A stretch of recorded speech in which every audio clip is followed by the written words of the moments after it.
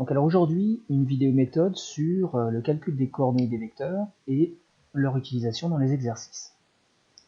Donc, dans un premier temps, quelques petits rappels. Si j'ai un vecteur U et que je cherche à calculer ses coordonnées, à trouver ses coordonnées, en fait, il faut revenir à la définition. On sait que, à la définition, si le vecteur U est représenté, on va dire, à partir du point O, qui est l'origine du repère, et qu'il se termine en un point M, donc le point O, évidemment, ses coordonnées, c'est 0, 0, le point M, ses coordonnées, c'est X et Y, par exemple, on va avoir un vecteur U qui aura pour coordonnées, lui aussi, X et Y. La seule différence, finalement, c'est que dans l'écriture des coordonnées, les coordonnées du point M, X et Y sont écrites côte à côte séparées par un point virgule, alors que dans les coordonnées du vecteur, elles sont écrites verticalement l'une sous l'autre. Donc ça c'est pour le calcul des coordonnées, tout au moins à partir de la définition. Alors le souci de cette définition, c'est que pour l'utiliser, il faudrait avoir les coordonnées du point M, et en général, le seul moyen de les obtenir, c'est une lecture graphique. Une lecture graphique, pour trouver les coordonnées d'un vecteur, pour calculer les coordonnées d'un vecteur, c'est en général pas la méthode qu'on souhaite voir utilisée. Donc, faut trouver une autre méthode. Alors, une autre méthode, finalement, celle qui est utilisée, on va dire, le plus souvent, elle ressemble un petit peu à ce qu'on a fait, mais au lieu finalement d'avoir le vecteur U qui est obligé d'être représenté à partir du point O, on imagine qu'il soit, par exemple, dans l'exercice qui nous intéresse, défini comme étant entre le point A et le point B. Ben, si on dispose des coordonnées du point A, imaginons que ce soit, je sais pas, je vais l'appeler XA et YA, notation classique, pour le point B, ben, XB et YB, bon, on sait, ça fait partie des propriétés du cours, que les coordonnées du vecteur U, ou si vous préférez les coordonnées du vecteur AB, puisque c'est la même chose, sont telles que les coordonnées du vecteur U, ben en fait ce sont les coordonnées du point final du vecteur, l'extrémité du représentant ici, c'est-à-dire B, donc XB et YB, auxquelles on va soustraire les coordonnées du point de départ, c'est-à-dire A, autrement dit, l'abscisse de A et l'ordonnée de A. Donc on se retrouve avec XB moins XA, YB moins XA, YB moins YA. Pardon, YA.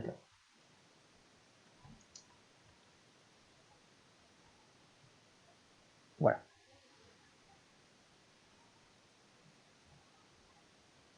Sur le principe, ce qu'on vient de voir ici, c'est absolument pas contradictoire avec ce qu'on avait tout à l'heure quand on était à partir du point O. Si vous prenez le point O à la place du point A, ben, on obtient évidemment la même chose, puisque les coordonnées du point O, ben, c'est 0 et 0. Donc on tombe bien sur les coordonnées de l'extrémité. Donc tout ça c'est intéressant et ça va vous permettre de calculer les coordonnées d'un vecteur à partir de ses extrémités, l'origine et l'extrémité du vecteur. Alors de temps en temps, en fait, ce dont vous allez disposer est un petit peu différent, c'est-à-dire que votre vecteur va plutôt être défini à partir d'une expression vectorielle dans laquelle deux autres vecteurs interviennent. Alors, par exemple, vous pourriez avoir dans votre exercice un vecteur U, mais aussi un vecteur V. Donc je vais le déplacer pour ne pas être trop gêné, pas ce qui m'intéresse particulièrement. Avec des petites particularités, je connais les coordonnées du vecteur U. On va prendre un exemple ici, ce serait 2 et 3 par exemple. Je connais les coordonnées du vecteur V, ce serait 1 et 5. Et moi, ce que je cherche, ce sont les coordonnées du vecteur W, qui est défini par l'expression vectorielle, la somme vectorielle suivante. En fait, ce serait par exemple, je sais pas, 2 fois le vecteur U, plus 3 fois le vecteur V. Alors on va prendre un petit peu de couleur, le 2, ce coefficient qui est ici le coefficient 3 qui est ici. En fait, ce qu'on va pouvoir faire, c'est obtenir presque immédiatement les coordonnées du vecteur W en disant que ces coordonnées ne sont rien d'autre que 2 fois, j'utilise la même couleur, les coordonnées du vecteur U, donc les coordonnées du vecteur U, c'était 2 et 3, 2 fois 2, 2 fois 3, auxquelles on va ajouter, donc comme ici j'ai 3 fois celle de V, donc 3 fois les coordonnées du vecteur V, c'est-à-dire 1 et 5. Bon, après il reste juste à faire le calcul, Ça nous ferait donc un W qui aurait pour coordonnée 2 fois 2, ça fait 4, 4 plus 3, ça fait 7, 2 fois 3, 6, 3 fois 5, 15, 6 et 5, pardon, 6 et 15, ça fait 21. Donc j'ai trouvé les coordonnées de mon vecteur W. Donc c'est une autre méthode, alors évidemment on n'est pas dans le même type d'exercice, mais qui peut être utilisée. Alors maintenant en ce qui concerne les applications de ces choses-là. Imaginons donc que vous avez à disposition un vecteur dont vous avez calculé les coordonnées, imaginons qu'il s'appelle U, on va changer notre équivalent. Vous savez par exemple que les coordonnées du vecteur U, ce serait, alors c'est pas nécessairement les coordonnées identiques à celles qu'on avait avant, imaginons qu'on ait 3 et moins 4. Moi je cherche en fait dans mon exercice à trouver les coordonnées d'un point M. Pour l'instant je ne les connais pas, donc je vais dire que c'est XY. Donc je cherche les valeurs de XY de manière à avoir par exemple AM, le vecteur AM, qui est égal au vecteur U. Alors évidemment, si je donne ça, c'est qu'au préalable, j'ai aussi donné les coordonnées du point A. Par exemple, 1 et puis moins 1. Donc j'ai les coordonnées du point A, j'ai les coordonnées du vecteur U. Il faut bien comprendre que pour obtenir celle de M, il suffirait finalement de placer le vecteur U avec comme origine le point A, l'extrémité ce serait le point M. Ça, ce serait graphique. Nous, on veut le faire par le calcul. Donc, qu'est-ce qu'on va utiliser? Les coordonnées du point U, du vecteur U, on les a, 3 et moins 4.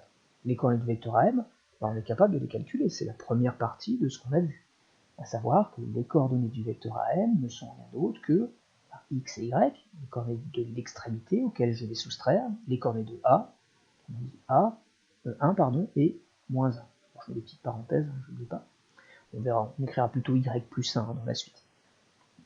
Donc les coordonnées du vecteur U, 3 et moins 4, et les coordonnées du vecteur AM, x moins 1 et y plus 1. Si ces vecteurs sont égaux, leurs coordonnées doivent être égales. On a donc 3 qui est égal à x moins 1, ou le contraire, comme vous préférez, et moins 4 qui est égal à y plus 1.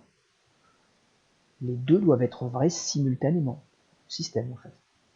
Donc qu'est-ce qu'il va falloir que je fasse maintenant? C'est trouver x, autrement dire résoudre cette petite équation. Trouver y, résoudre cette petite équation. Ça me donne en fait, je garde le x, alors je vais le mettre de l'autre côté. Ici, si je fais passer le moins 1 de l'autre côté, ça va faire un plus 1, donc ça fait 4 égale x, ou x égale 4. Plus simple de voir on est plus habitué à le voir de cette manière-là. Et pour le suivant, si je fais passer le 1 de l'autre côté, je soustrais 1 en fait. Ça va faire moins 5, donc moins 5 égale y, ou plutôt y égale moins 5. Il ne me reste plus qu'à conclure. En conclusion, j'ai le point M qui a pour coordonnées donc les deux valeurs que j'ai trouvées, 4 et moins 5. Donc voilà un exemple d'utilisation de ces coordonnées de vecteurs. Bon, ici je l'ai fait avec le vecteur AM. Évidemment, ça pourrait être n'importe quoi d'autre, du moment qu'on a un point dont on cherche les coordonnées et un point dont on connaît les coordonnées. On pourrait en particulier avoir non pas AM mais MA, auquel cas, dans les coordonnées, le X ne serait pas le premier terme, mais plutôt le second. Et on obtient effectivement quelque chose de similaire.